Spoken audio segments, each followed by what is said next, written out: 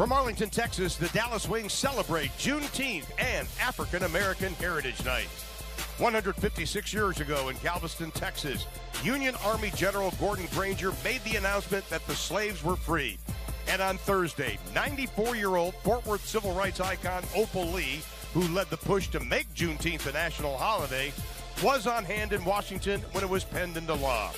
It is a day that has special meaning for players in the league who are commemorating that day.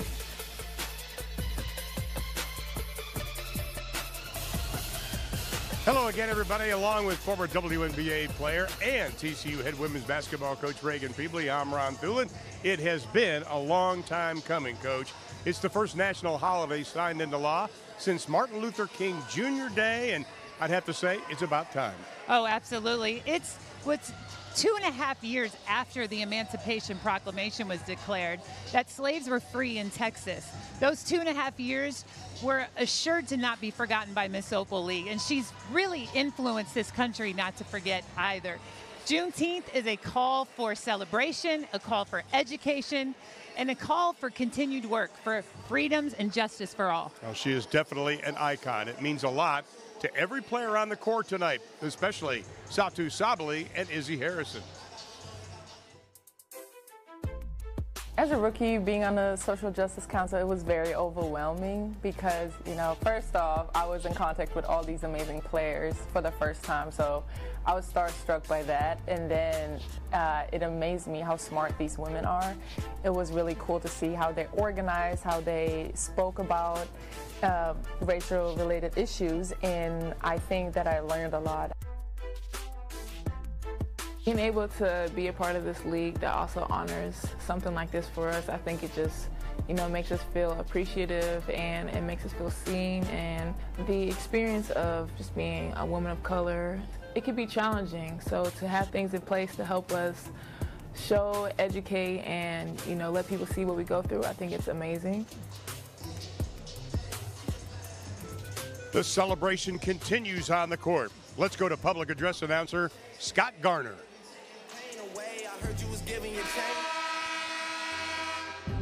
Once again, welcome to College Park Center on the campus of UT Arlington for tonight's game.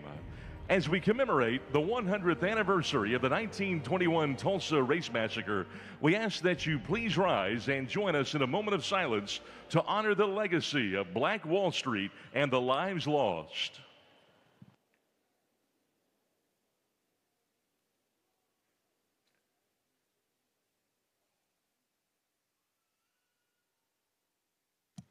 Thank you. Dallas Wings basketball is brought to you by Novatech, the Metroplex's managed IT and office technology experts. And by American Airlines, official airlines of the Dallas Wings. You are why we fly.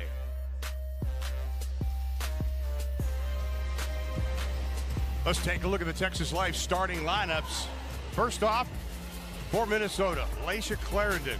Since she's been in the starting lineup, the team is 5-1. Sylvia Fowles coming off her 170th career double-double. That is best in WNBA history. For Dallas, another change in the lineup. We don't have it on there, but Kayla Thornton is going to be getting the starting nod, Reagan. Well, I think Dallas had to find an answer for a better matchup for Nafisa Collier, and I really think that KT is going to be one of their best options. And here is head coach Vicki Johnson. As we mentioned, she played 13 years in the WNBA, 15 years overseas, and in 2 days they'll be celebrating the first WNBA game ever, and the first shot ever taken was by Vicki Johnson and the head coach of Minnesota. Congratulations to Coach Cheryl Reeve, won her 250th victory, got it on Thursday night over the Dallas Wing. And ironically, it happened the same night that Coach Tebow at Washington got his 350th. And when I talked to Coach Reeve the other day, she said, you don't realize how hard it is to get to 250 and then even 350. Well, I think you got to share what she said about getting just 230 of those. Yeah, she got it from Lindsay Whalen, Yeah. which I thought was a great line.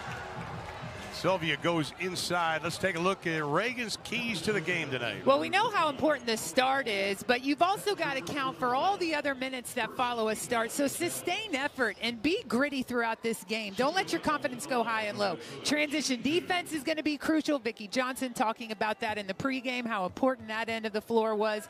And after watching that game over, Dallas kept that ball free throw line and higher in their offense way too much. They never flattened the Minnesota defense to try to get to some more longer rotations.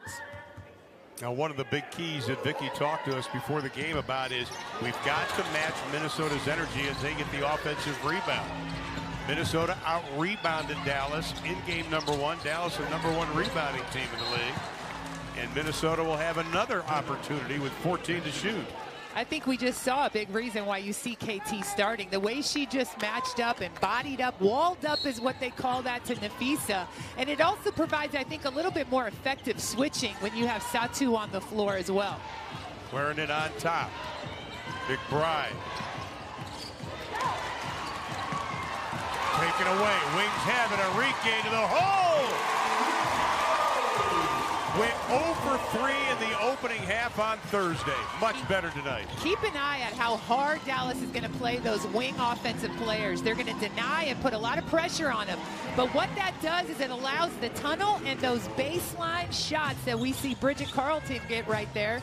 In the last outing, it was players like Kayla McBride and Rachel Banham that found those baseline shots because of the wing denials. Well, Bridget Carlton had 1 for 6 shooting on Thursday night. Satu Savoy's pull-up jumper on the southpaw gives kudos to Kayla Thornton for the pass. Don't want to give too much away, but again, in breaking down that Dallas film, those two-man game pick and pop actions were parts of their offense that Minnesota never solved. Good job defensively by Mariah Jefferson. Enrique comes up with it. Mariah on the right side. And Enrique picked up by Clarendon, who pokes it away. She is a feisty defender.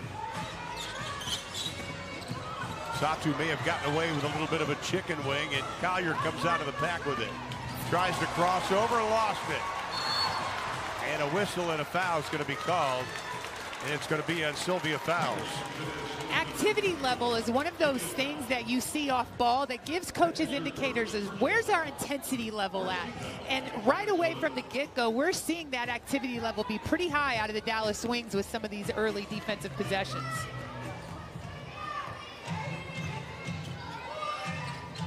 Make Minnesota defend. That was Vicki Johnson's mantra to the team today. Satu for 3. McBride out of Notre Dame in her 8th year. Huge game in game 1. Came alive, was in a little bit of a shooting slump. McBride for 3, and she gets the roll. You don't want to see Minnesota find that rhythm from the three-point line too early. We've seen Bridget Carlton get a good look. Now McBride puts one down. You got to cool this team off. Both of Minnesota's field goals made have come from beyond the arc. From the corner, Mariah Jefferson knocks down the 3.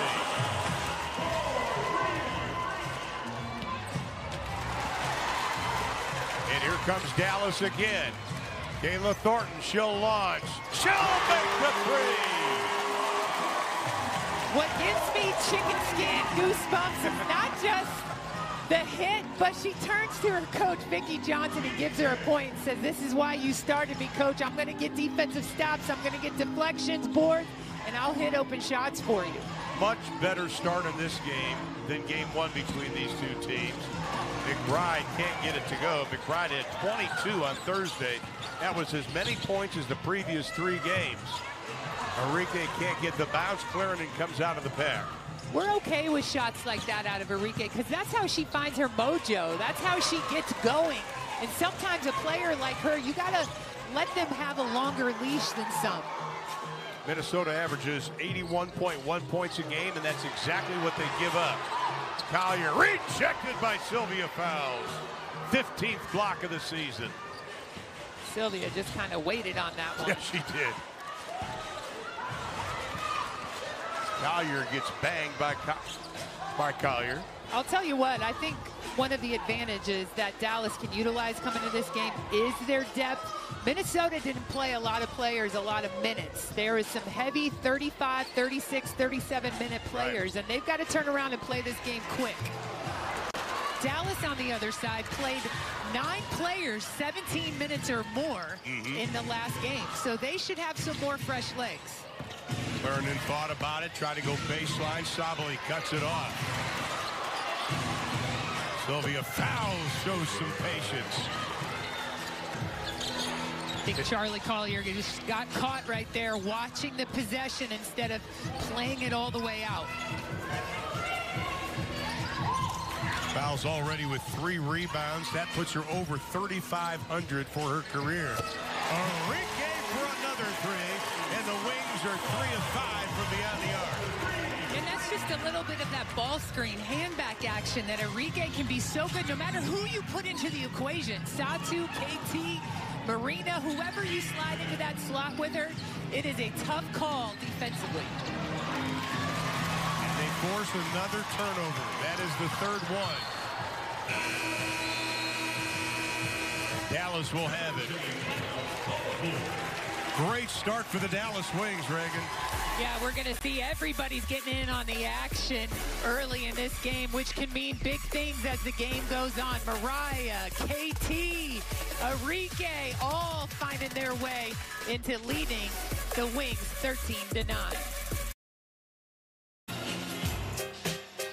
Dallas did not lead until the 3rd quarter on Thursday night. They have a 4-point advantage here early in the 1st. Wing fans, it's time of the year again, and your chance to select the 2021 WNBA All-Stars. To vote, go to WNBA.com/vote. That's WNBA.com/vote. Or use the WNBA mobile app. Voting ends June 27th. The AT&T WNBA All-Star Game will be held July 4th in Las Vegas. All-Stars versus Team USA. Doesn't get better than that. Yeah, tomorrow's not just Father's Day. Happy Father's Day to all of our dads out there, but it's also Vote Twice Day with the All-Star Game. That's right. So get out your phones and vote twice, folks. For your favorite player. Satu showed the ball, took it strong to the hole. That's a pretty move. What a better start for Dallas. They could have come out here licking their wounds, pouting, poor body language, but Vicki Johnson and this squad's not going to do that. They came out here fighting and looking to improve. Alicia Grace checked into the lineup, and she comes up with a loose ball. Also, Ty Harris has come in for Dallas. Satu. Once again, Minnesota shorthanded. Natalie Achunwa, an MCL. Renaya Davis, stress fracture. Ariel Powers, former Dallas Wing, thumb surgery. Jessica Shepard, she's got a strained right adductor. And we mentioned Thursday night. Say it again. Ariel, hurry up, get healthy. From deep in the corner, Enrique knocking down the 3. 8 in the ball game already. She had no points in the first half Thursday night. Was 0 for 3. Was 8 of 16 in the second half. But she's given Dallas the 9-point advantage. We talked about how Dallas in game 1 kept that ball above the free throw line way too much in their possessions. And you see how they worked the ball all the way around to the weak side corner, and they found a good open look. One thing Dallas got production from in his first 5 minutes or so, their starters. In game 1 Thursday night, starters shot only 30%. They got only 37 points. Bench got 36. First double-digit loss, by the way, for the Wings this year. And I don't have the exact stats in front of me, but off memory, I think Satu Sabali was the only one out of the starters who scored. I think she had 2 points in the first 7 or 8 minutes of the game. And I know Vicki Johnson makes a lot of substitution and rotations, but those starters still saw the bulk of those minutes. Satu ended up with 17 points in the ball game, but the Wings doubling up Minnesota, trying to snap the 4-game losing skid to Minnesota dating back to June 30th, 2019. Wings won that one 89-86 in overtime. Satu Sabali also on fire. She's got 4 tonight, but Enrique, that's a huge sign.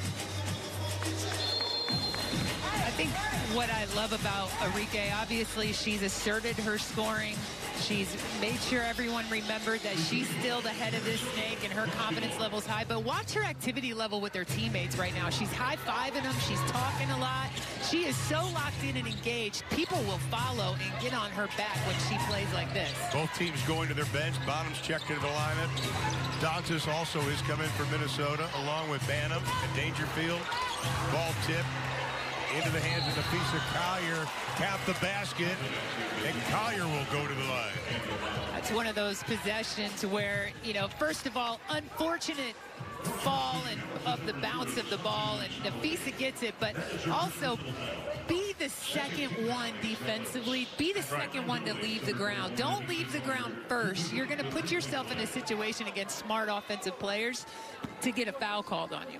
You know, we were talking just a few minutes ago before the game started about, you know, everybody talked about Kayla McBride, and rightly so, for her points in that ball game. But you look at Collier, 19 points, 8 rebounds, 4 assists. That's about as efficient as you could get. No kidding. And think about how many times she has the ball in her hands. And I just think the points she produces, not only herself, the 19 points in that game, but how she creates shots for other people, too. Bella Allery tried to keep the ball alive and did. It went off the hands of Dantas.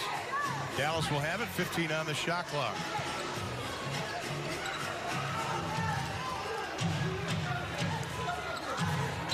And Alicia Gray still looking for her shot.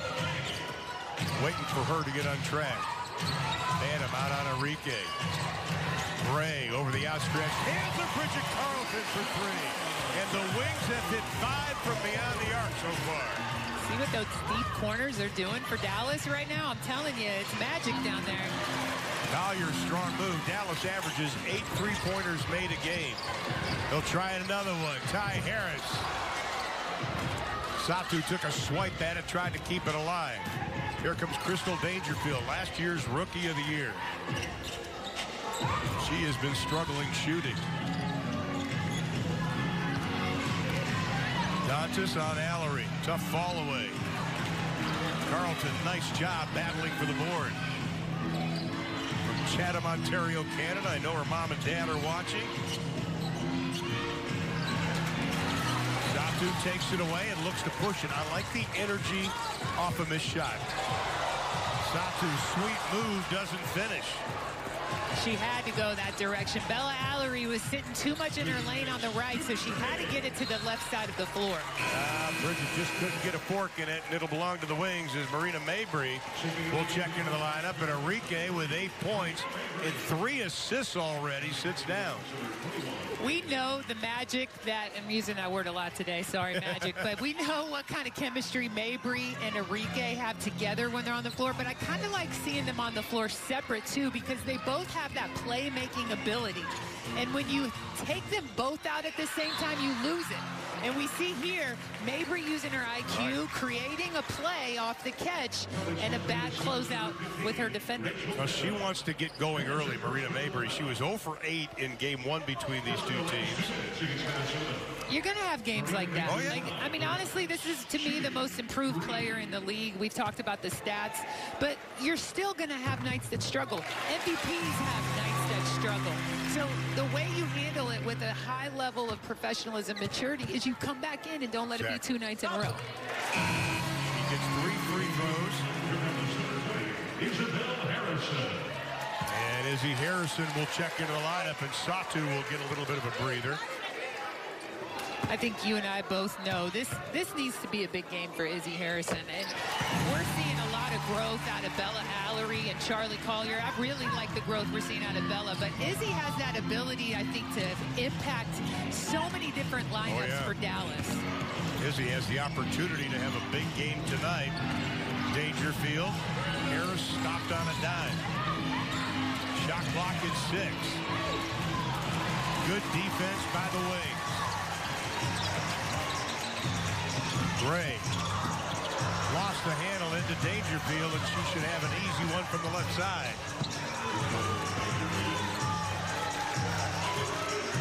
Dangerfield only 17 minutes on Thursday night. That's the fewest she's played in 2021. Harrison from baseline, no. Into the hands of Ty Harris. Harris lets it fly. Splash! Now look, it landed in the hands of Ty Harris. But Bella Allery kept that ball alive just by having her hands up, being long, and keeping that ball active instead of just submitting it into the hands of Minnesota. And Vicki Johnson talking about Bella Allery before the game, talking about how smart she is. She understands angles. Trying to shuffle the pass. It's going to be a jump ball situation. You would think somebody from Princeton might have some smarts. Yeah, just a touch. She's got some smarts. Well, I looked at Vicki Johnson on that last play, and she told Izzy, go up for the shot. You're in that deep. Shoot it. Don't try to shuffle pass it. And Bella Allery will jump up against Crystal Dangerfield at 5'5". Allery at 6'4". Somebody tried to jump it. You know, I just think, like, the pressure these officials have on these jump balls, it is harder to do that than people realize. But to I toss like it them. up there, just perfect. But do you like that, or do you like the... Oh, I would love if college... I wish college would go to all FIBA rules, honestly. But I love the jump ball. I think it adds another element to the game. And, you know, women's basketball at the college level is different than men. And I think we could keep staying different. Go ahead and continue to advance our game that way with the college. Bring the jump balls back. Well, Mabry will go back to the line. She's 18 of 21 from the stripe this season. And Marina, of course, was in the starting lineup early on this year and averaged over 21 points a game. She had one 20-point game in her career. Prior to this season, she has 5 coming into tonight.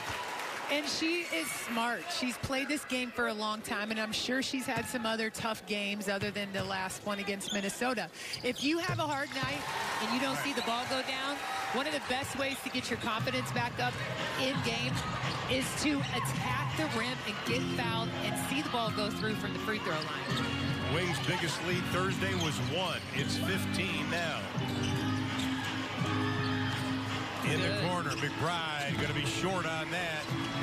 Good activity defensively again by Dallas, and you're going to see their feet are moving, their hands are moving, they're contesting passes, contesting shots, talking to each other in rotations, and that leads to a missed shot. Minnesota led by as many as 18 on Thursday. Wings have a chance to better that here in the opening quarter. Oh, they won't. Only 4 seconds left. And Allery's going to be whistled for the foul with 1.6 on the clock.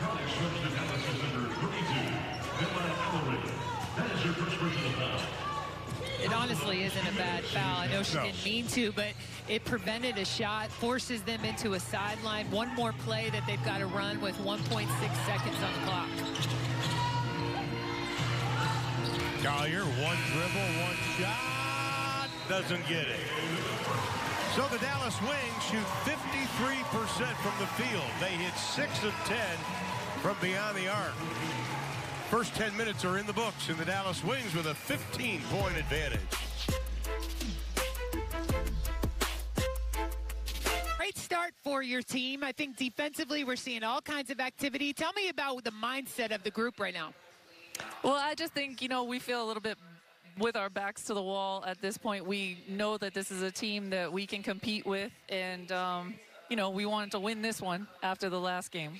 What are offensively some of the biggest differences that you're seeing so far out of your team? I think we're moving the ball, and we're not hesitating to take the open shots, you know. So I think that just working as a team, you know, moving the ball around and just knocking them down. Thanks. Appreciate it. Thank you, guys. Alarike Ogunbowale, big first quarter, 8 points on 3 of 4 shooting, hit both of her three-point attempts.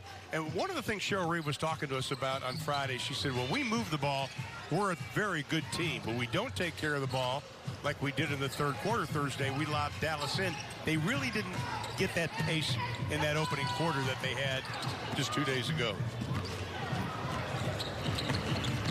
We see Rachel Payne get rejected by Alicia Gray, and the Dallas Wings are off and running again. And again, watch how they're starting to attack with some more tempo and using both ends of the court as Marina Mabry finds her mojo back.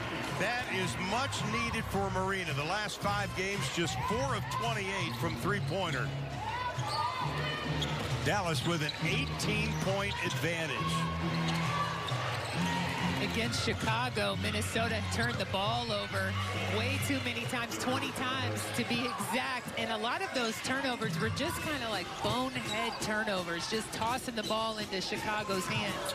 But in this game, Dallas is earning these. They're getting deflections and coming up with a lot of 50-50 loose ball opportunities. Put this in perspective, Dallas has 32 points. They had 33 at halftime on Thursday. Shot clock at 4. Gray has to throw up the prayer. Not going to be answered, but we have a whistle and a foul, and they'll go against Collier. Let's go back to Alicia Gray, her 5th block of the year. Some possessions don't need anything said about them. It's just beautiful timing. And look at this. Marina Mabry does such a great job getting her defenders off balance. She gets a strong attack step, which defenders so often overreact to, which gives her just that little bit of space she needs for her 3. And here is Alicia Gray, Rookie of the Year in 2017, 10 points on Thursday. That was the most that she had, more than that on June the 4th against Seattle. Of course, she started the year with 23 points when the Wings opened the season with a win over the Sparks.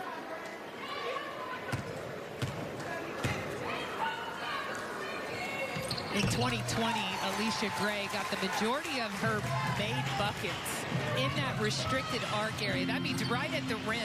She knocked down 82% of those shots. So when she can attack into that space, man, again, you can just go ahead and click on 2 points.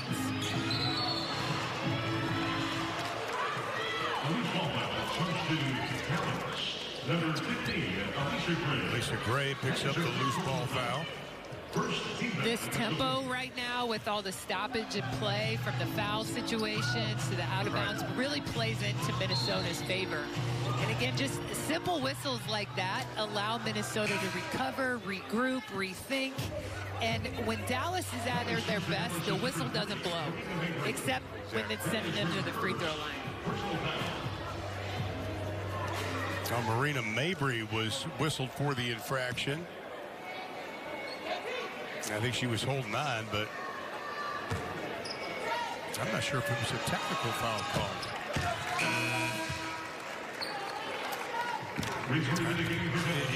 They signaled Marina. She was trying to explain that she was being held.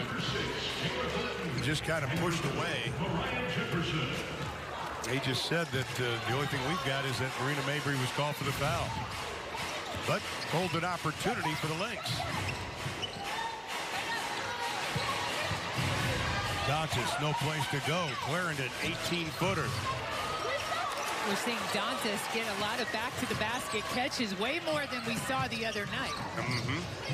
Cheryl Reeves saying, we need Damaris. She's starting to get her groove back, so she's been practicing extremely well, waiting for it to translate to the games. Shot clock at 5. Sabali, Satu with 2 off the glass. Count the basket, Satu go to the line.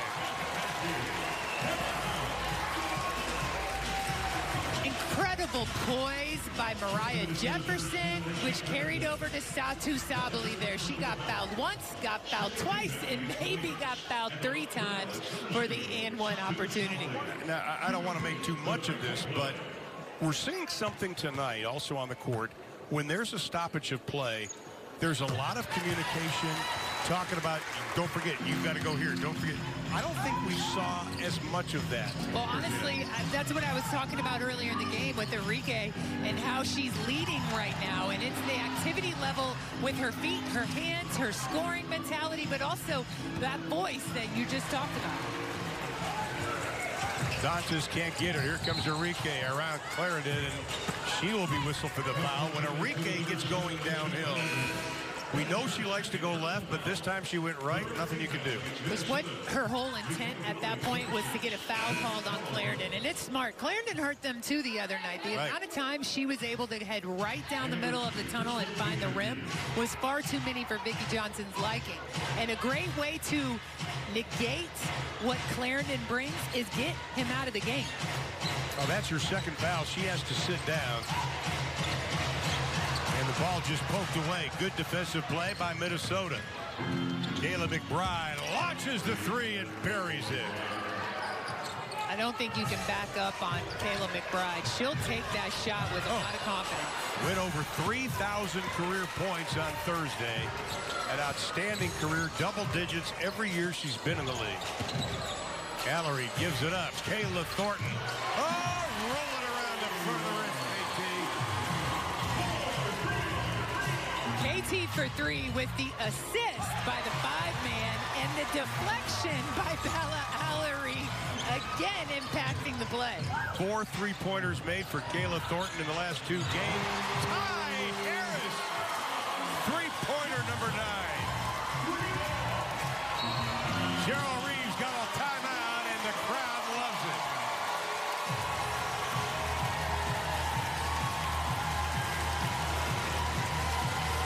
Bella Allery is growing up right before our eyes. This second-year pro is showing just what the surface even looks like for her. Penetration by the five-woman, I'm sorry, down the lane.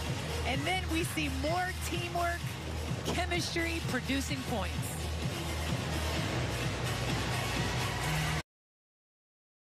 Join your Dallas Wings for the annual Pride game next Saturday as they take on the Washington Mystics. Tip-off is 12 p.m. Central Time. We'd like you to come. All you have to do is call 817-469-9464, 817-469-9464, or visit dallaswings.com/schedule to get your tickets for that ball game. Okay, the T-shirt game is strong here in the Dallas Wings College Park Arena. I love what this crew here is putting together.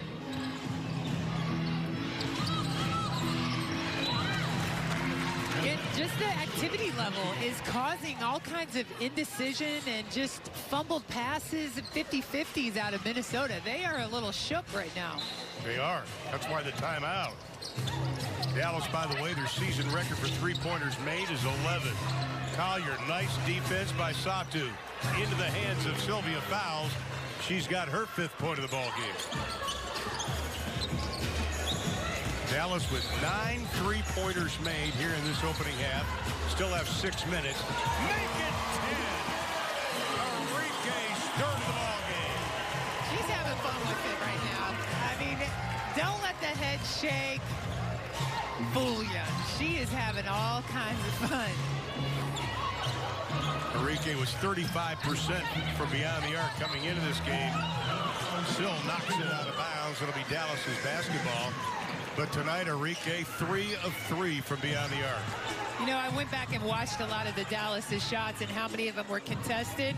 But you know what? Enrique can take whatever shot she wants because the more contested they are, the more fun she has. And I swear, they're an easier shot for her when you actually contest it. Kawak Kawir over there, the 2nd overall pick in the WNBA draft on the bench. Giving Enrique some props. Tough pass by Mariah Jefferson. Turnover for the Wings. That's their 4th of the ball game. They've been pretty good about turnovers the last couple of weeks. McBride, floater. That's a tough shot. Made it look easy.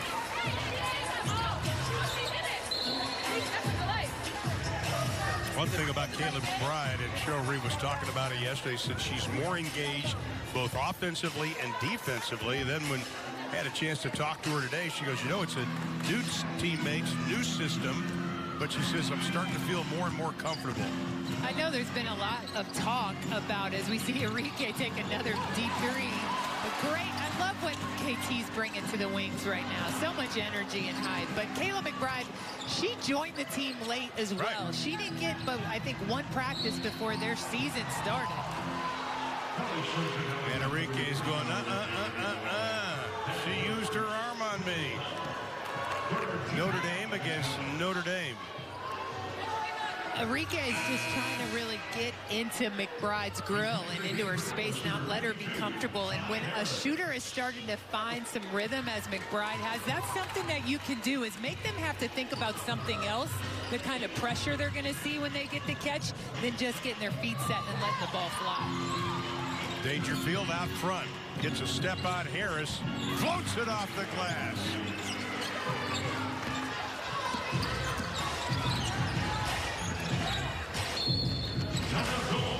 And Vicki Johnson is going to call the timeout. That's a defensive timeout, I think. We'll take a break. Dallas Wings with a 20-point advantage. 4:37 left to play in the opening half. 4 from beyond the arc. Dallas 10 of 15 from the strike. That's 30 points. That's coming from the three-point line. Look at my math skills right there. We see everybody getting in on the action. And this kind of just one more pass, giving up a good shot or a great shot, is going to just fuel their defense. This team is still learning its identity, how to make defense create offense for them.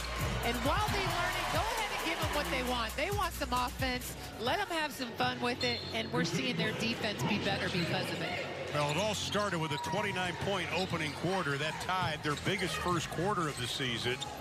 Biggest halftime lead Dallas has ever had was 10. That was against the Sparks on June 1st. Oh, my!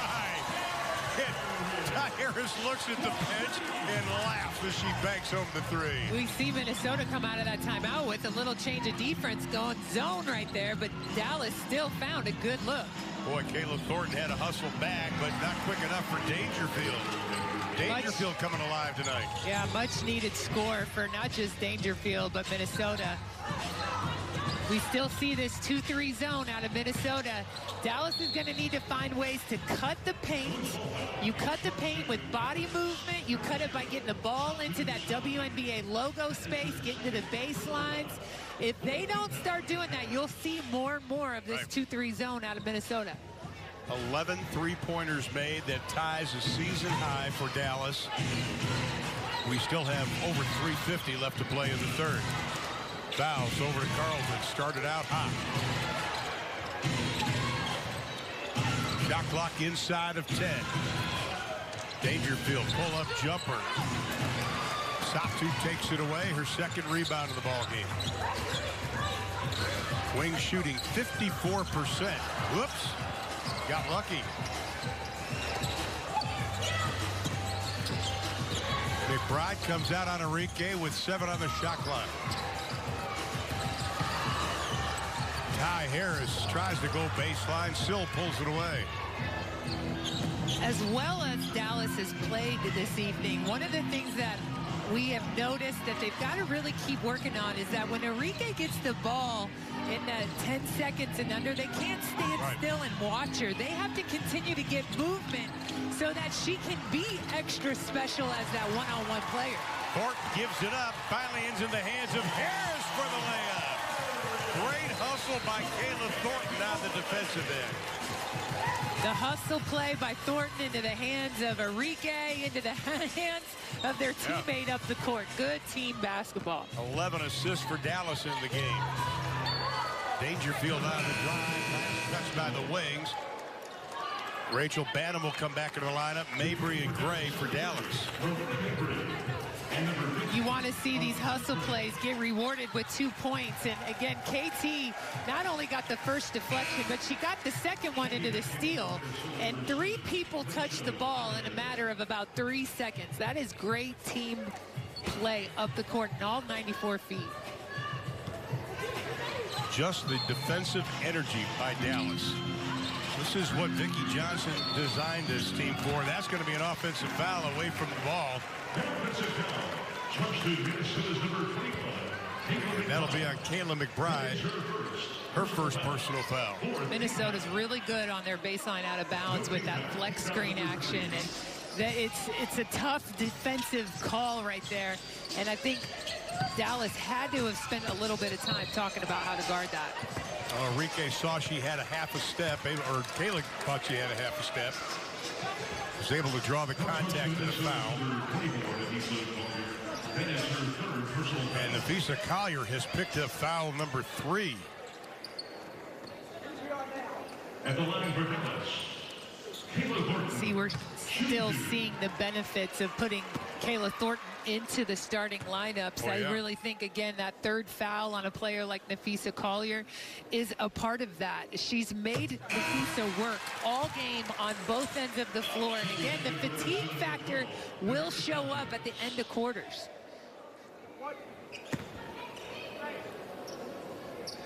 Kayla Thornton looking for her 8th point of the ball game. Double figures on Thursday. That was 6th double-figure game, and she's closing in on that mark tonight. Dallas up by 24 points. 2:15 to play in the half.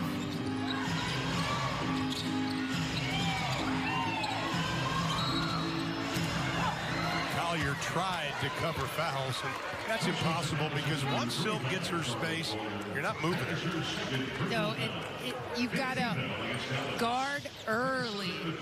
Have to guard early. And again, just the spot on the floor that Sil's at makes it really hard for you to do the job that you need to do. And you see Charlie just get so frustrated. And it's part of your growth process when you enter into the WNBA. Guarding the post in the W is different than guarding in college.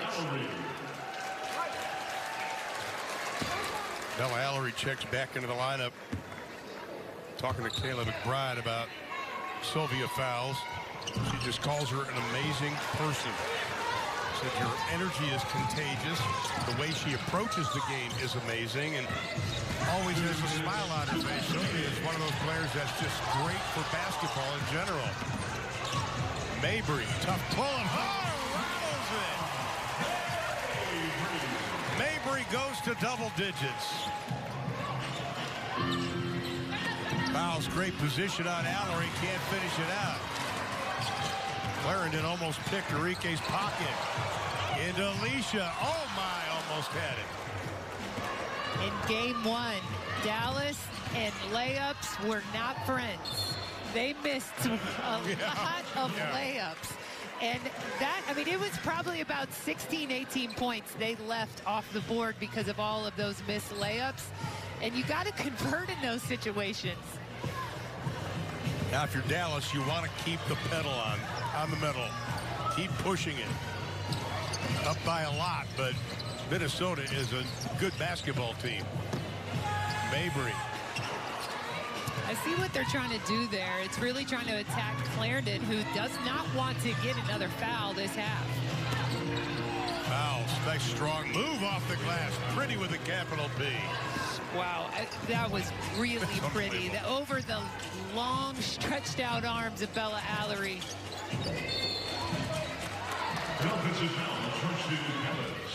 Number 3, Marina Mabry. Marina Mabry called for the offensive foul. That is her 2nd personal. We're going to see it right here, just how she moved that left foot, gathered with the right foot, did not give Banham time to adjust. McBride, quick catch and shoot. Dodgers trying to keep it alive. Here comes Dallas. Final 35 seconds here in the opening half. This will be only the 6th time that Dallas has led at intermission. They're 4-1 in the previous 5. Little horns action to try and suck the defense in. Going to open three-point shooters. Couldn't get it to fall. Gray kept it alive. Tries it again. No. Still battling. Allery comes up with it. And they'll take their time for the final 9 seconds. Crowd loves it. Enrique into traffic. Fouls, puts up the hand. Banham lets it fly. Oh, my! Count the 3.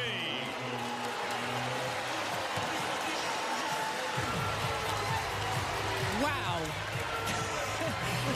That was gorgeous. And she made it look like it was just easy. And they're going to take a look at it, but from our angle, it looked like it was good. It was not only good, but it was nearly a foul on Marina Mabry. Right. As she was gathering into that shot, Mabry stopped herself short, just barely in time. Well, if it stands, we still have a substantial lead. But for Dallas, shooting 47%, in that opening half. But what has been amazing is their three-point shooting, tying a season-high 11 made, 61%. Joining us now, up.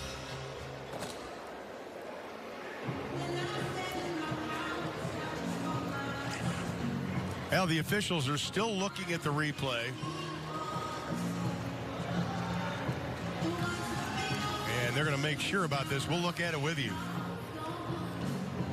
Notice how Banham looked at the clock. Rachel Banham knew right away, and she let that sucker fly, and I think it's going to count.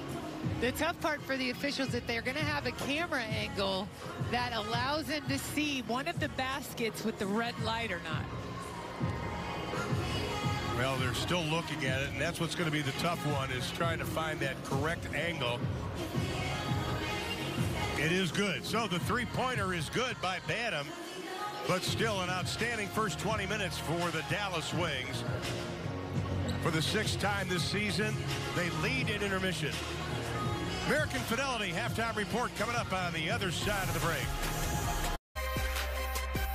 Dallas Wings basketball is brought to you by the Dallas Wings Community Foundation, deeply committed to addressing the needs of our community through awareness, programs, and resources.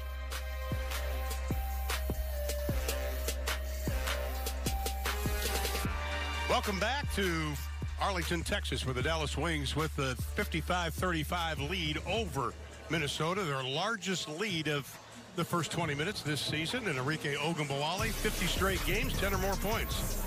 We're going to see Enrique Ogunbowale do an incredible job getting her offense off of her defense this evening. She's been so active, not only in her scoring mindset, but as we've talked about, she's done a great job just leading this team with her energy, with her communication, but her confidence is so high right now. Only a player like Enrique can do things like that. I swear she is the best one-on-one player in the league. Rings played both sides of the ball tonight as we take a look at the first half stats, holding Minnesota to just 34% shooting. I think right now the Minnesota Lynx have to acknowledge that Dallas has 43 of their 55 points from the three-point line and the free throw line. There's going to need to be some adjustments there.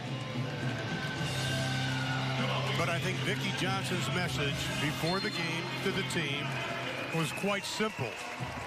Match Minnesota's energy, play defense, and make Minnesota defend. I think all of those points, they accomplished that in the first 20 minutes, but there's still 20 minutes left.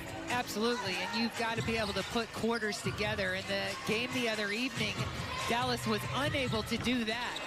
Not only did Dallas match their energy effort, they exceeded the energy effort. And plays like that out of Charlie Collier are going to help them be able to do that in this third quarter. Collier's first field goal made this season, or this year, tonight I should say. This game, yeah. Now she's battling Sylvia Fowles on the right block. There's the double team that came, and Charlie needs to just trust that the extra help is coming her way. Send it to your help. Alicia Gray was standing right there in that middle pocket. She just needs to get her hands up, keep them off of a player like Syl.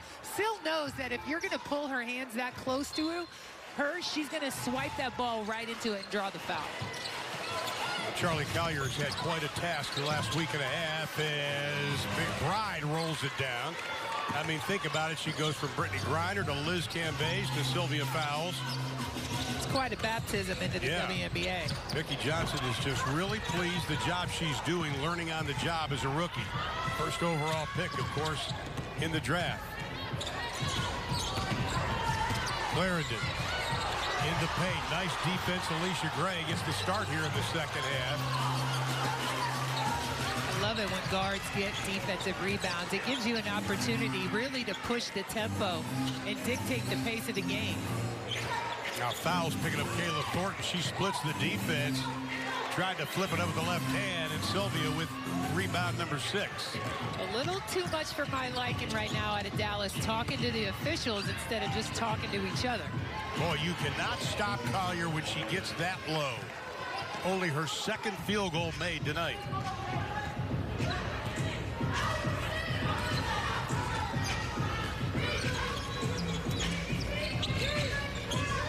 Wings still with a big advantage.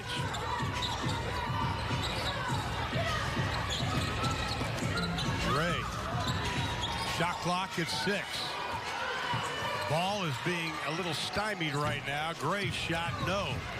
The ball movement not as crisp as we saw in the first half.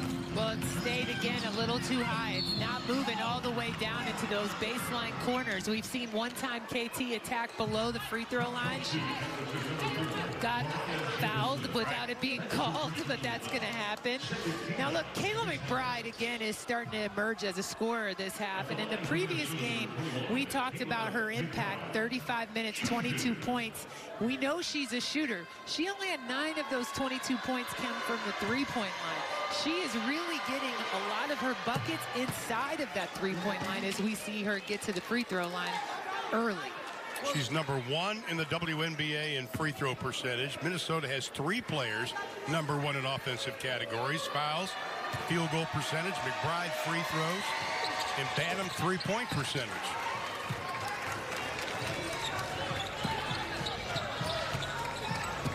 Kayla McBride keeps her free throw shooting streak intact. She's only missed 1 all year. Only free throw missed was back on May the 30th. Jefferson threw it right into the double team. We're seeing really early, I think, just some more ball pressure coming out of Minnesota. And that ball pressure is turning into offense for them. They're turning Dallas over. They're being the aggressors. That's allowing them to attack the paint against a defense that is not fully set out of Dallas, which is leading to these fouls. Foul was on Enrique. That is her second personal foul. Charlie Collier, by the way, has 3. And at the line, it'll be Nafisa Collier. Just is so consistent, doesn't waste any energy. Collier now with 8 in the ball game. Lead cut to 13. Dallas led by as many as 25.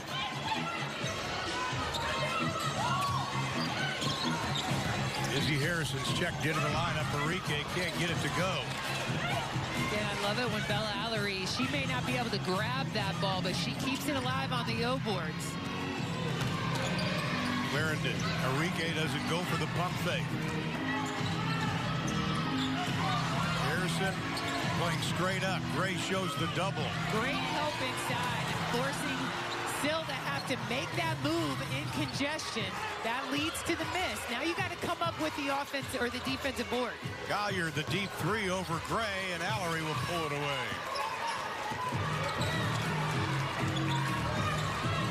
A lot of horns action out of Dallas as of late. Really looking to try to attack the tunnel and try and create some isolation opportunities. And Mariah can't find the range. Carlton pull-up jumper into the hands of Enrique. Enrique lost the handle, tried to keep it alive, was able to do just that. Let's see that ball start to move a little bit more and a lot quicker. It needs to touch more players' hands, different parts of the floor, manipulate some of this Minnesota ball pressure. Only 2 points in the quarter for Dallas, but Alicia Gray makes it 4. Great finish and move by Alicia Gray, but if Dallas gets into too much one-on-one basketball, that will play into Minnesota's hands. Allery, another rebound. That is her 7th of the ball game. Izzy sees a little bit of an opening. Fouls, closes it quickly, but Izzy's got it. And a timeout, Minnesota.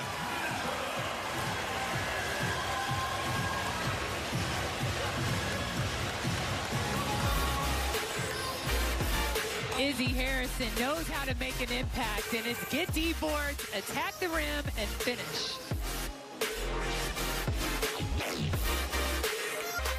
Dallas Wings basketball is brought to you by Novatech, the Metroplex's managed IT and office technology experts.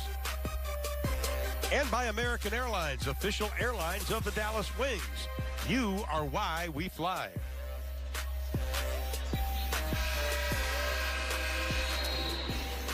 61-44, Dallas up by 17. They've led by as many as 25 in this game. Dallas with 27 points off their bench. They needed that shot, the last two shots. Little bit of a slump here in the third quarter. Oh, beautiful pass inside. Dantas inside to Collier. You know, Minnesota, when they warm up, their warm-ups look like sometimes a little kid's camp. It's so fundamental. And those little high-low passes, they spend probably, I'd say, 5 minutes in their warm-up just working on that pass, the touch, the footwork, and the spin and seal down low, and you see it executed in the game. Ty Harris had a good look at it. Dangerfield, 4-3, count it. Her second from beyond the arc tonight.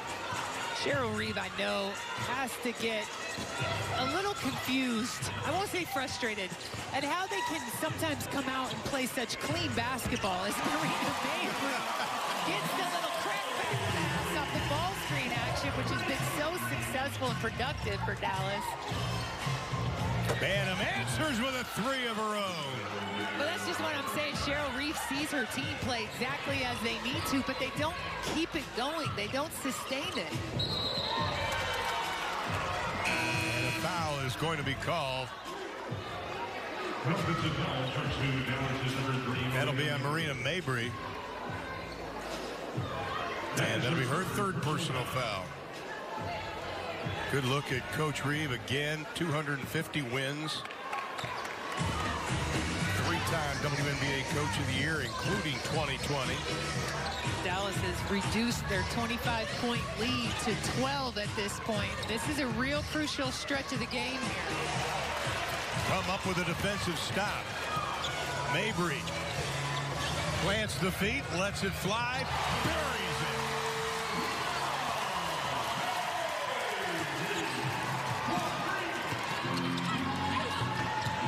McBride can't get it to go. 3-on-2 if they hurry. Enrique lost the handle. Tied up by Collier. It'll be a jump ball. Enrique clearly frustrated that the foul wasn't called. One official called jump. Another official called the foul. They're going to have to get connected together here to make sure they're on the same page.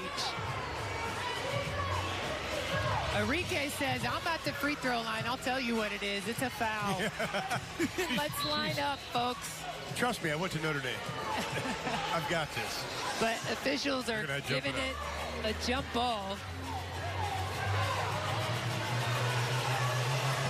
Look at Cheryl Reeve on the sideline and Vicki Johnson just making sure everybody's in the right spot on a jump ball. And this is those spaces that coaches with new teams and deep rotations are having to coach the details on. Kayla out-hustles everybody to the ball. Enrique on the drive. Counted. Enrique's got it. Oh, offensive foul. Ty Harris needs to make sure Enrique can keep her head in the game right now after that frustrating call. And what the official saw, the crowd did not. And what he sees is this left hand inside arm swipe. And it went at the head above the shoulders of the defender. And really, Enrique is not going to like it, but the officials could go over and review. They're choosing not to, giving her just a common foul charge off of that. Crowd doesn't like it. Great to see the people here tonight. They got even open it up more for the next home game. Dangerfield so quick out there. Clarendon for three.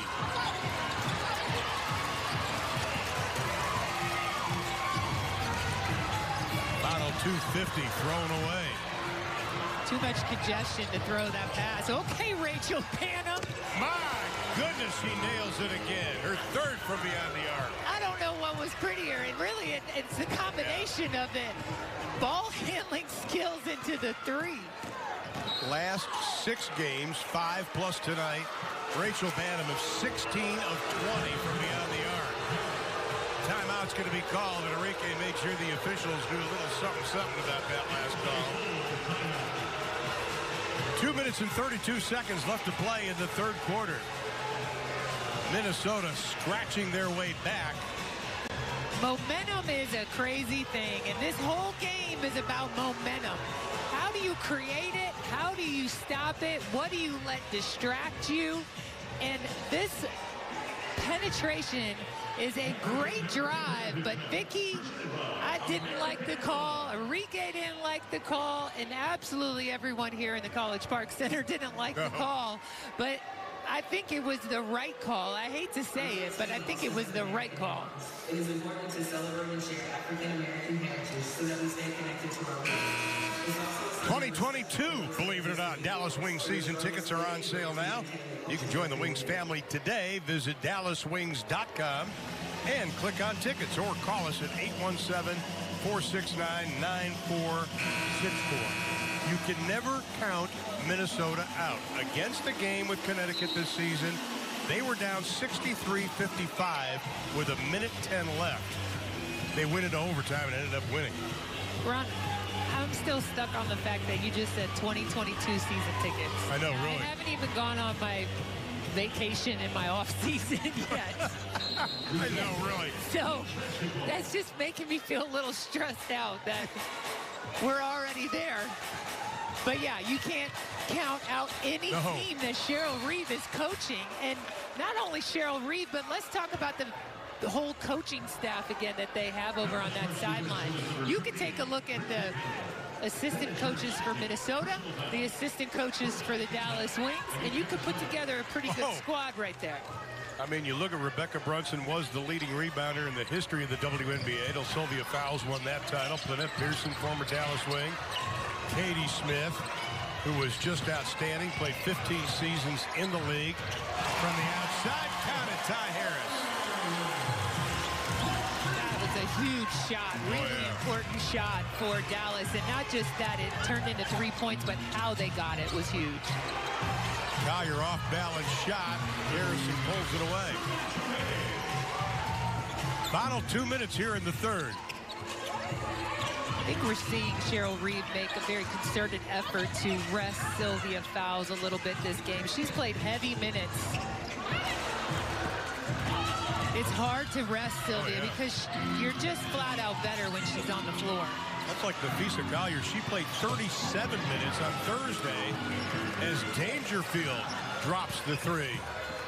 13 points for Crystal Dangerfield. She's been in single digits the last 2 games, only 3 of 13 shooting. Harrison, no. Crashing a lot of bodies. Foul's going to go against Minnesota.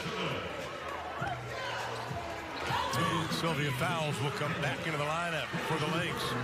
Bella Allery will check in for Dallas. You see Bella Allery come in for Izzy Harrison. And, you know, Izzy's had a lot of those perimeter shots just not go down for her. They're good shots. They're hard shots to lay off.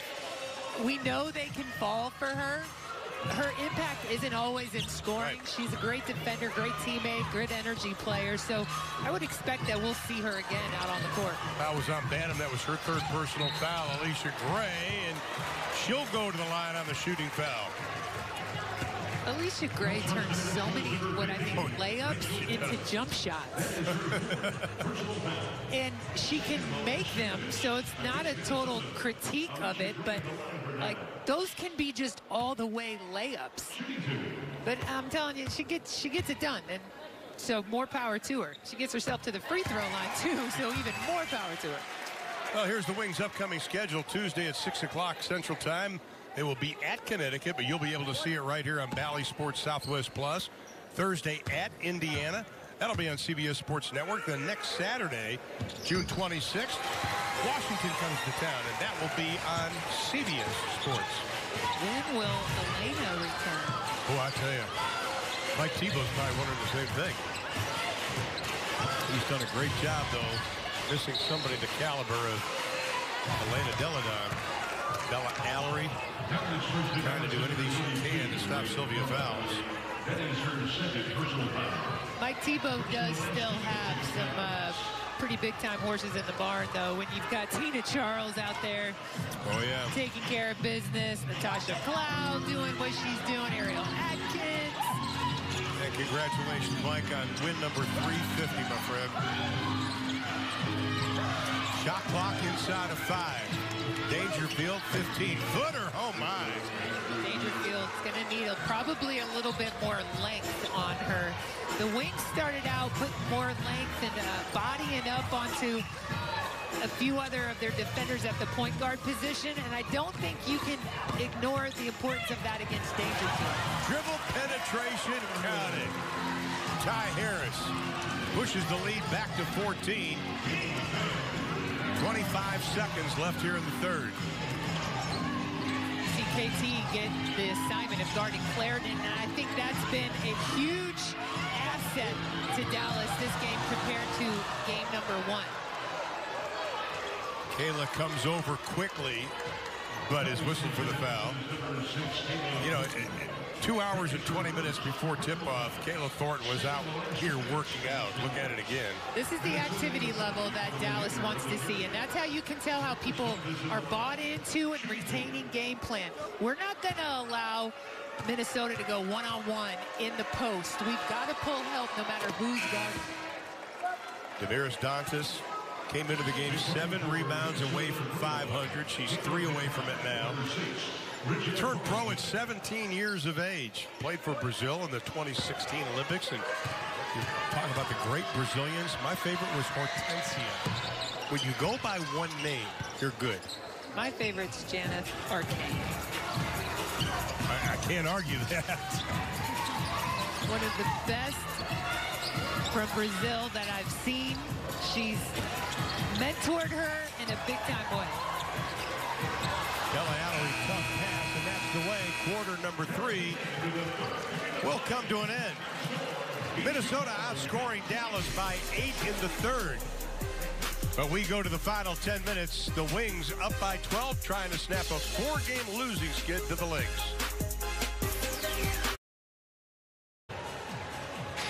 Welcome back to the College Park Center. Coach, tell us a little bit about this second half start for you guys defensively. How do you feel? Well, we definitely didn't come out in the third quarter the way that we wish that we would have, but right now we got to focus on the fourth quarter, shore up the mistakes that we made, make sure that we're helping each other and gang rebound, and then push the tempo and run our lanes well. The way you are double teaming the post and creating some more deflections out of that, I'm sure that's something you want to see continue. Absolutely. You know, it's a game of runs. Right now we just have to keep our composure, gain some poise right here, and finish this game out strongly. Thank you, Coach. Thank you.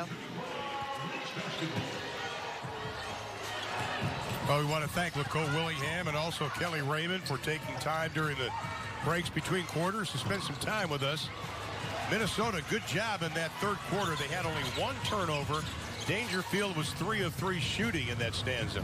Yeah, 9 points coming out and just being effective, really causing Dallas to change how they're going to have to guard her. Izzy put the ball on the ground, then just tried to rifle the pass over to Gray. Got a little lucky as Minnesota touched it last. Shot clock at 9. So my new favorite coach is Ted Lasso. Okay. And if you haven't watched Ted Lasso, you got to watch Ted Lasso, especially if you're in athletics. But he has a saying that says, be like a goldfish. Goldfish have the shortest memory of anybody. I don't even know what the time is. I think he might say it, but be like a goldfish. And I think what we're seeing is Minnesota, they're being like goldfish right now. They're out here hooping. They've got energy. They're forgetting about the fact that they were down 25, and they're playing and trying to get to an identity. And then there's a travel call against Izzy Harrison. And that'll be the 10th turnover. Minnesota's turned those turnovers into 13 points so far. Yeah, I mean, they had to forget about the Chicago game before they played Thursday night because they did not play well in that context. Yeah, they're the Minnesota Goldfish. Yeah, I like that. Now, that's the fish that saved Pittsburgh. Clarendon is going to be fouled on the play.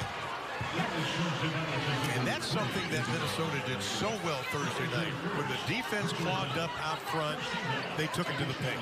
Yeah, they penetrated, especially Lasia Clarendon. He really attacked that tunnel with great intentionality, and it got layup scores, it got fouls for Minnesota.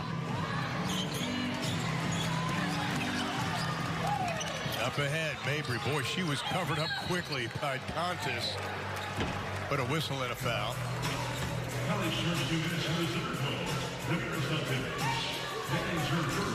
And it's Dantes' first personal foul. And the Wings will have it. So again, the Wings head to Connecticut for a game on Tuesday night.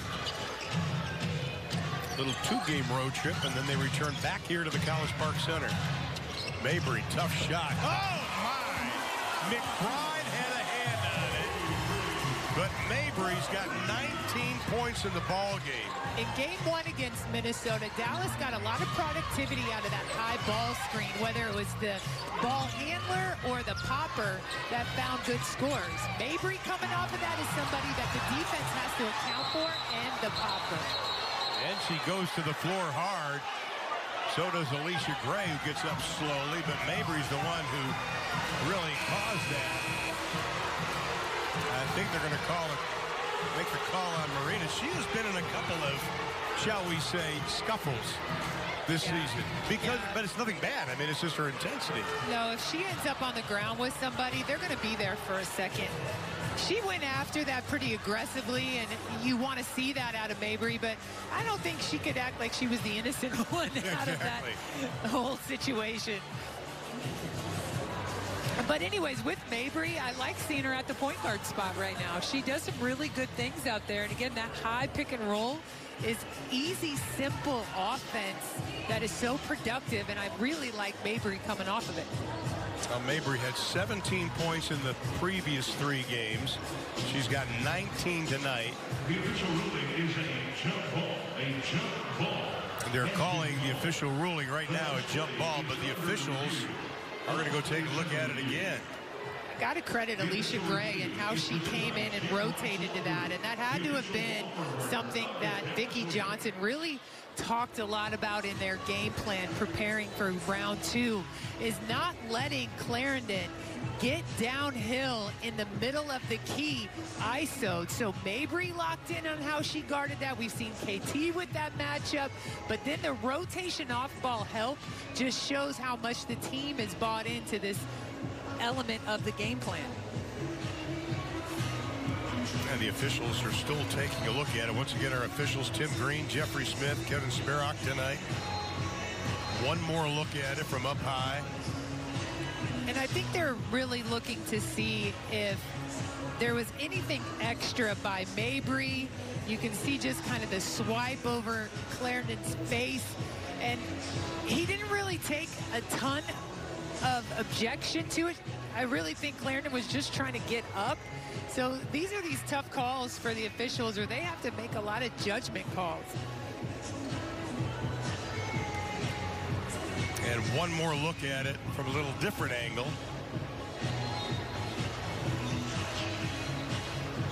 Great deflection, too, by Mabry right there. And they did call the jump ball, but they're just making sure no extracurricular pushing and shoving. I think all of these officials have the same barber. I'll tell you, when they walked in street clothes, they were all styling tonight. It was summertime 10. Our officials are sponsored by Mach 3 Gillette. There we go. Same barber that my husband has, by the way. I'm a fan. That's what. Why'd you look at me like that? Like I need to do that? No, why are you self-conscious about it, Ron? I'm not. I have a goldfish brain. I already forgot you said that. Now let's see if they've made a decision. I think they're going to give a technical foul. I saw the jump ball. I saw jump ball, but son. Technical foul for both teams and a jump ball.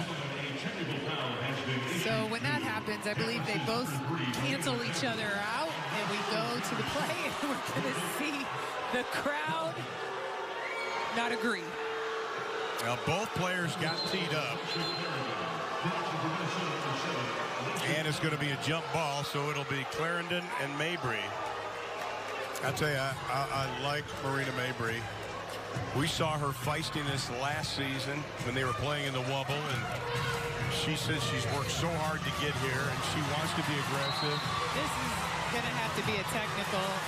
Cheryl Reed is over the timeline. She's almost by Vicki Johnson. Yeah, she about high-fived Vicki Johnson on there. She's trying to get her team again lined up into this jump circle correctly. I don't think she liked how Bella Allery and Izzy Harrison were right next to each other on their side of the basket. Minnesota wins the tip, but they jumped over the line too quickly. And it'll be Dallas's basketball.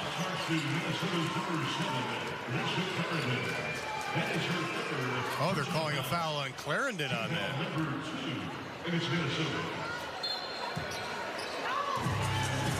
Get a little chippy here with 8:34 to play. This is when it's really important to know your individual players' mentalities. Get your toughest nuggets out here and make sure that you've got players that want to play physical, can keep their composure under a physical presence, and won't allow themselves to get distracted with all of the extra stuff going on. So we see Vicki Johnson rotate in their most veteran player in Kayla Thornton, who's also probably their most physical. Dallas with all bench players on the court right now. Minnesota, all starters except for Dantas on the court. And here is Dantas from the outside. No. Harris pulls it down. Kayla Thornton trying to get back into the ball game. Satu Sabali still with complete warm-ups on the far side.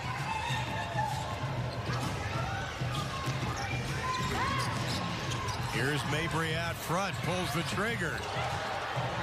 Fouls has it. Only down by 15.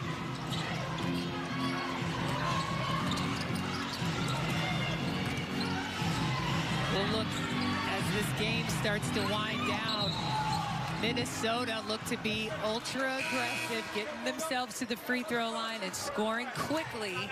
And Dallas probably only pushing it on real opportune moments. And then other possessions looking to utilize clock a little bit more and manage this lead. Now Kayla Thornton comes back into the lineup. Mariah Jefferson also checks back into the lineup. Dantas, Clarendon, and Carlton go out for Minnesota. When do you bring Enrique back in? I think you probably look to bring her in around the 5-minute mark, because that's an amount of game time that she can stay real effective. The other cue that you have is, what is the score? Don't let this Minnesota team turn this into a 12-point game. Kayla wanted to make a big move, couldn't do it. Here's Mabry, tough shot. Oh my! That's a 2, but Mabry with 21 points in the ball game. Leads Dallas in scoring tonight.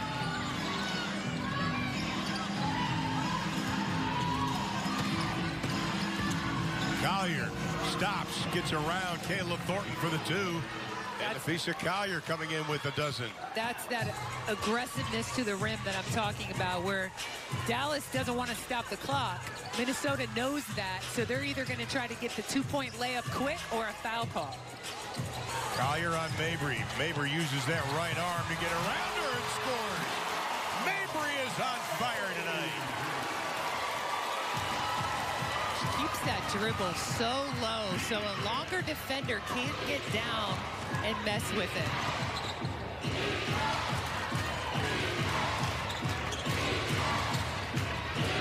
Little roll to Sylvia Fowles. Collects it, can't get it. Allery pulls it away. Allery 8 boards in the ball game. Do you think Mabry heard a lot about McBride when she was at Notre Dame? And it's kind of one of those things sometimes as a player, you're like, can you stop talking about McBride and how I got to play like McBride? But listen, there is no maybe when it comes to Mabry when she's got the ball in her hands. It doesn't matter that she was 0 for 8 the other night. She's still confident. She's still a scorer. She knows who she is and what's needed of her. Mabry leads the Wings to break 81-64. She has come out into this game with something to prove, and she is proving it every time she touches the ball. The ball right now is her bestie. It's doing it exactly as she's telling it. Some of these shots, I don't know how they're going in, but look, she has the swag about her, the confidence about her. And one thing I can tell about Marina Mabry is she wants to win, and she's going to find a way. Mabry on fire tonight with 23 points. Satu Sabali, by the way, has not played the entire second half. Phantom shot off the mark. We have not been given any word if it was injury or illness or anything, but mentioned a few moments ago she had full sweats on. She has not played here in the second half. Enrique, though, has checked back in as we're closing in on 5:20 to play in the ballgame.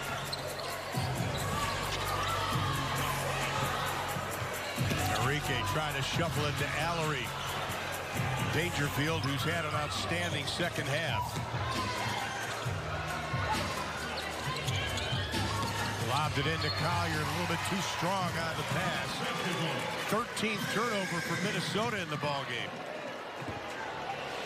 Vicki Johnson has one of those problems that, like, coaches wish they had that problem where who doesn't play? Yeah. You know, like, they have so much talent, and the challenge is always, how do we get it to all come together? How do we divide up the minutes? Who gets the scoring right there? Mabry gets some more buckets. In the second quarter, we saw Enrique get buckets. Like, there's so much talent on this Dallas Wings team that as it comes together, they are going to be dangerous. And then Minnesota comes right back and drains the three with Damiris Dantas. How about the Notre Dame connection? 26 points for Dallas. 26 is the season high and career high for Mabry. She's one away from that. Enrique, deep three. Oh, my! I'm telling you, the more they're contested, the more they're going in. And a whistle and a foul is called. Dallas, 16 three-pointers made, 5 better than any other game they've had this season. You shoot 62% from 3 and only 49% from 2. Spending too much time on one subject. Well, 16 of their 29 made field goals are coming from the three-point line, and when you're hitting them like that, it needs to come from there.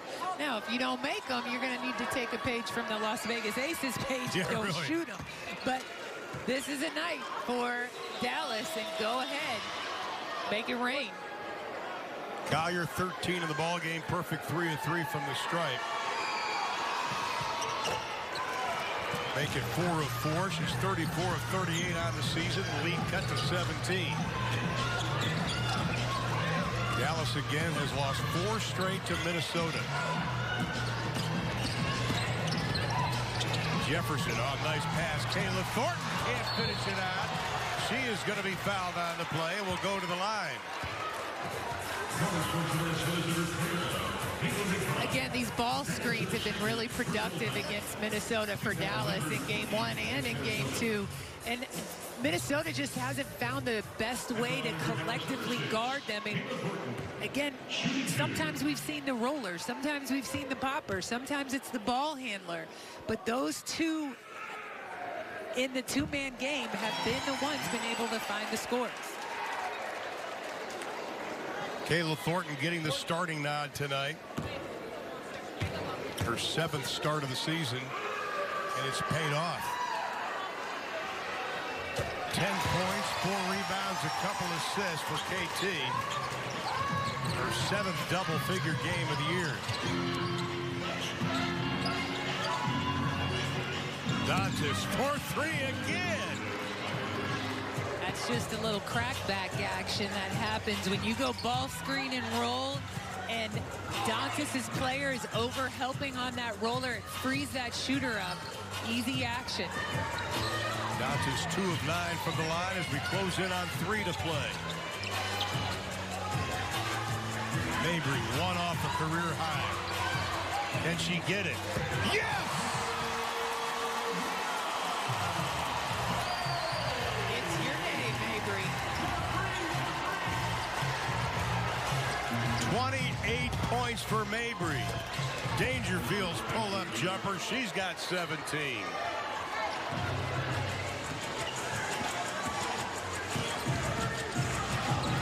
Dangerfield playing tough defense on Mariah Jefferson. Jefferson, dish inside to Allery. Plenty of time on the shot clock at 8.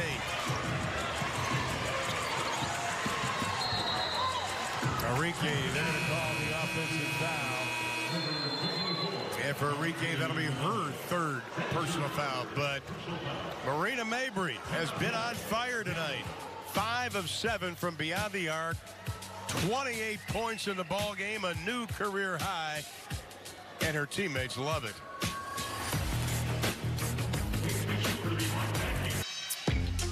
Show us your Dallas Wings team spirit. Shop for all the latest and most popular Dallas Wings apparel, including the new Explorer jerseys at the official online store of the Dallas Wings. Visit shopdallaswings.com, shopdallaswings.com, and get all the newest gear to cheer on your favorite team in the WNBA. I'm Coach Megan Peabley. I'm Ron Thulin. Most points scored by Dallas since they had the overtime win versus Seattle back on June the 4th. Again, Satu Sabally not playing here in the second half. But Marina Mabry is. And the foul is going to be on Kayla Thornton, I believe. And Awak Kuir is going to come into the lineup. She hasn't played the last 5 games. Awak, the 2nd overall pick in the WNBA draft this season, just 19 years of age from Finland. Excited to see Awak really develop. She's going to need some time. We got to remember she is young. This is a player that, I'm telling you, has not even had the college experience that all of the women that you see out on the floor, with the exception of a few of the international players, have. And that being said, a lot of these international players have had the chance to play for years in the European level. And Awak hasn't had that. She's going to be really special. Everyone just needs, I want everyone just to give her a beat. Give her some time to develop. I mean, she didn't even have her first practice until May the 25th. She's played in 4 games. She's 6'4", but can handle the basketball. Mabry can't get it. Kuir comes up with it. And Enrique will set things up inside of 145. Oh, that's an ankle breaker to the hole.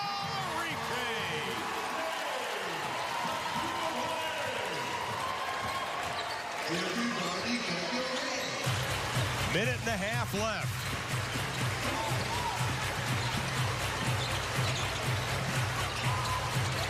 On top, Dangerfield lobs it. Kuir and Thornton collide, but they're going to call the foul on Collier. I'm going to coach here for a second. Get Awak Kuir the ball. She doesn't have a field goal yet this year. It'll happen. Don't force it. Don't make it too much. Don't make it so much out of the system. It puts too much pressure on her. It'll happen. She's going to score so many points in her career. It won't just be about the first 2. It'll be about all those that come after. Marina Mabry gets a hug from Satu Sabally. A new career high, 28 points in the ball game. Didn't miss a free throw. Was 5 of 8 from beyond the arc. Chelsea Dungy comes in for her. Let me just say, the big hug that Satu Sabally, who hasn't been in for whatever reason this half, gave her teammate. To me, that screams character in what you're about. Kuir looking for her first field goal. Got it! I told you, it'll mentioned from the bench, everybody was standing when Awak was able to drop it. Banham, no. Thornton still fighting even with the big lead. Awak took one too many steps, but they were finished steps. Yeah, well, she's been dunking since she was 14 years old, so I know everybody was kind of hoping maybe we're going to get to see her third and fourth point be a dunk in that open court. So I can't say Awak walked. You can say it. Actually, I'm not going to say who told that to me in my ear. I don't want to embarrass them. Final 30 seconds. This is a big win for the Dallas Wings. Bouncing back from losing on Thursday night. Dangerfield, no. Career pulls it away. The Wings will go to 6 and 7 on the year. Start of the year 1 and 4. Minnesota, they're going to fall to 5 and 7 and 1 and 4 away from Minneapolis. Crowd loves it, and that's going to do it. Wings snap a 4-game losing skid to Minnesota. An impressive victory, 95-77. 4 players in double figures led by Mabry. Ty Harris had 13 and Kayla Thornton had 10. Enrique was 16, extending her streak of double digits to 50. And Awak Career getting her first WNBA field goal and explaining it again to Satu Sabali.